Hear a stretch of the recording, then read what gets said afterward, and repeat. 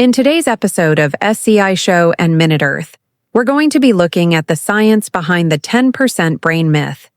This is one of the most enduring myths about the human body in popular culture, but how much truth does it contain? Let's dive in. We all know that our brains are important. Like, even if you didn't know anything about neuroscience, you probably have some inkling that your brain is involved in things like thinking and feeling and moving and basically everything that makes you you. But despite their importance, scientists say that humans only use 10% of their brains. So what gives? Is the rest of our brain just some kind of evolutionary mistake? Junk DNA? And are the rest of us just walking USB drives with 90% of our storage capacity unused? Not quite. That idea is a myth, though we've heard it so many times it can feel like science fact. That figure of 10 comes from a misunderstanding of early brain research and has no basis in modern neuroscience. In fact, neurologists say we use all of our brains. It's just not always in the same way. Now there's a lot of bad science out there. You may have seen headlines saying things like, quote, "Scientists discover why 90% of your brain is junk DNA," or, quote, "You only use 10% of your brain." But these headlines don't really reflect the current understanding of neuroscience. So where did this come from? The origin of this myth is often attributed to a 19th century polymath named Nikola Tesla. He was an inventor and electrical engineer who came up with some of the first alternating current ideas, among other things. One day, a reporter asked Tesla how he came up with his revolutionary ideas. He answered, "I always try to get my mind off of all things, and to work only with a small part of its capacity. The more you use your brain, the more it will demand from you. It will never be satisfied. I am sure that in reality we make use of only a small portion of our mental and physical resources." And thus, the myth was born. But while Tesla was a genius, he wasn't a neuroscientist. His ideas on the brain were based on personal experience, not data. Since then, the 10% figure has popped up again and again in popular culture, in books, TV shows, movies. A quick Google search will turn up dozens of articles promising to help you unlock the remaining 90% of your brain power. But there's no scientific support for any of it. So let's look at the evidence. Modern brain imaging techniques like MRI and PET scans show that even when we're just sitting quietly, almost the entire brain is active. Different parts of the brain light up, indicating that they're working. It's true that some parts of the brain are more active than others during certain tasks.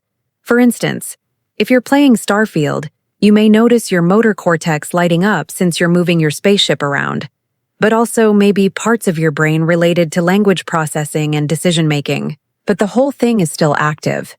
There's no part of the brain that shuts down completely unless you're brain dead. And even in cases of severe brain damage, the remaining brain tissue takes over the functions of the damaged area to a remarkable degree. If someone loses a limb, the part of the brain that processes sensations from that limb may become active when you touch the stump of the limb.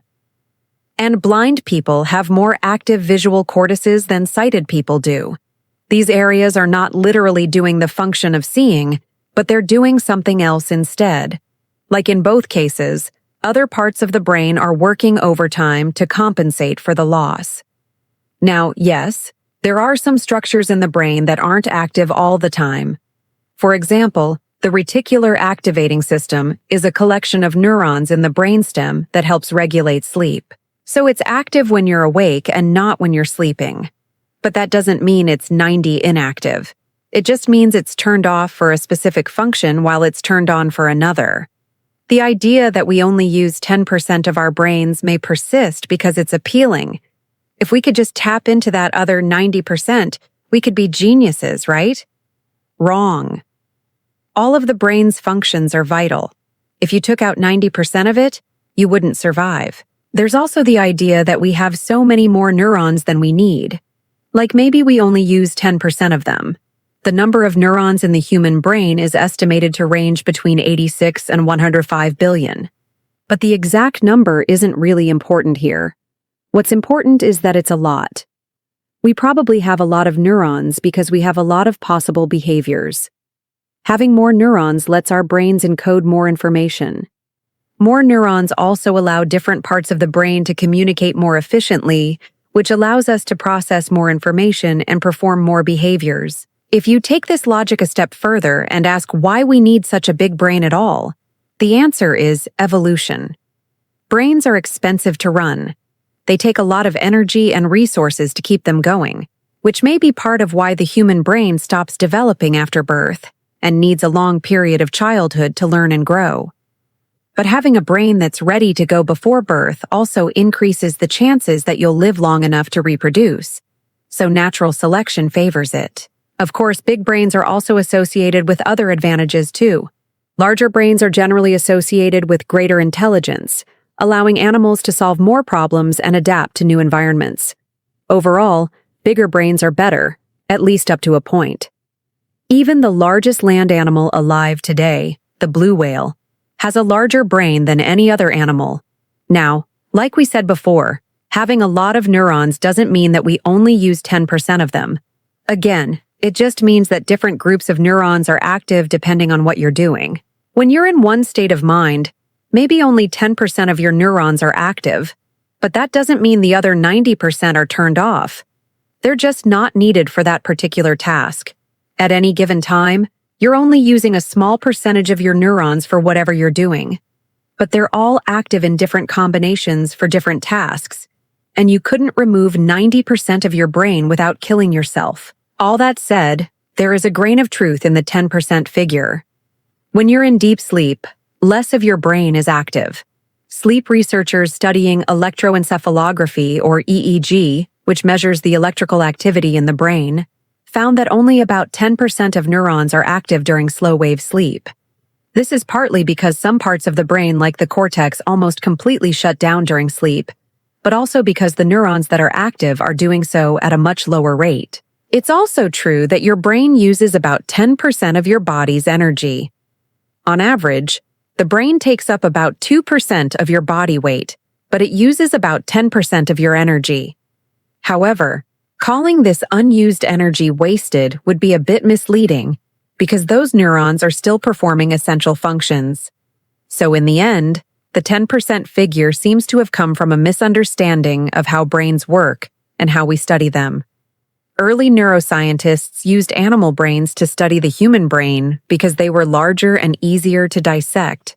They noticed that not every part of the brain was active all the time and assumed that meant those parts weren't being used. Of course, they didn't have access to imaging technologies like we have now. They also tended to focus on the cerebral cortex, the wrinkly outer layer of the brain responsible for higher-order functions like reasoning and language. But the cortex makes up only about 20% of the brain. And today we know that the parts of the brain that were ignored by those early scientists are just as important. Today, thanks to technological advances, we can actually measure the activity of single neurons. And it turns out that even when a neuron isn't active, it's still connected to other neurons and could be activated under different circumstances. It's more accurate to think of the brain as a network, not as a collection of independent parts.